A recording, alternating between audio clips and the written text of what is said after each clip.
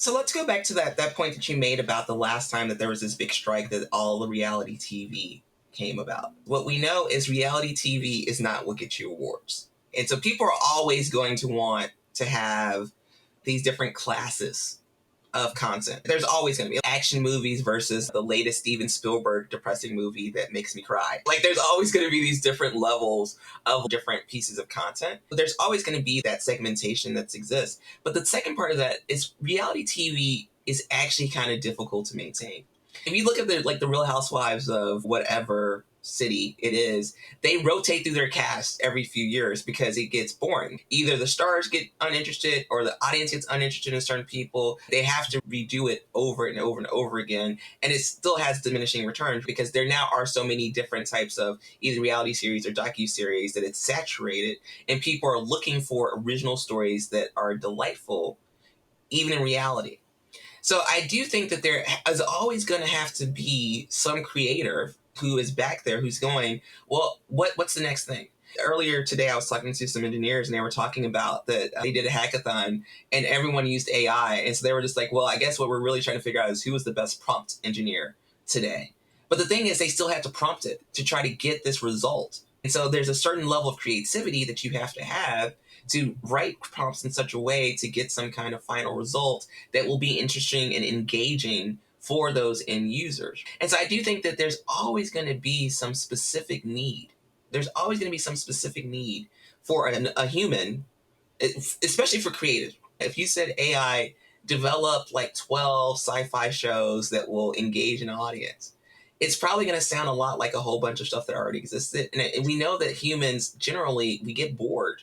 And so we're always looking for something that's going to be so tremendously different than what we've had before that we're going to want to pursue it. From their perspective, the argument isn't about whether AI is taking over all aspects of writing. Writing, in their opinion, doesn't necessarily create meaning. Studios are often looking for specific genres and will ask writers to produce work in those genres. This is how many writers get their jobs. They fulfill the dreams of someone else rather than pitch their own ideas. Should they be concerned about AI replacing them? It's possible, but there are certain things that AI cannot do. It cannot produce a masterpiece without significant human input or feedback. Therefore, it will still require a role for humans. However, AI can fulfill many roles and tasks that are previously done by humans. And while this may not be the most immediate threat, it does raise questions about the business model and whether writers and actors are being fairly compensated or whether their roles are at risk of being eliminated, whether there is a career for them in the future. One of the notions I kind of want to push back or at least question in this conversation is the statements coming from SAG-AFTRA and WGAs essentially that Hollywood is trying to turn this profession into a gig economy. And my question is, when has it not been a gig economy? Entertainment has always been a field where only a few people make a good living, while the majority struggle to make ends meet. That is the history of the entertainment business. For many, acting is a hobby. For others, it's a money pit.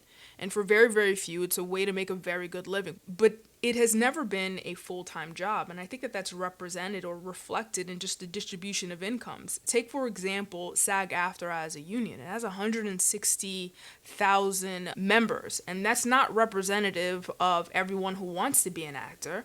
That's representative of everyone who paid the $3,000 membership fee and the yearly base $200 and something fee, plus 1% of their qualifying income, up to $1 million.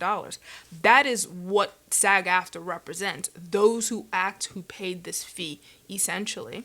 But if you plotted the incomes of all 160,000 members from the top paid actor, and I don't know who that is, to the lowest paid member, and I don't know who that is, I believe that that distribution would look a lot more like Uber or DoorDash, a gig economy. It would not look like Netflix, where I think you can argue that the lowest paid product manager at Netflix probably makes more than the average actor on Netflix.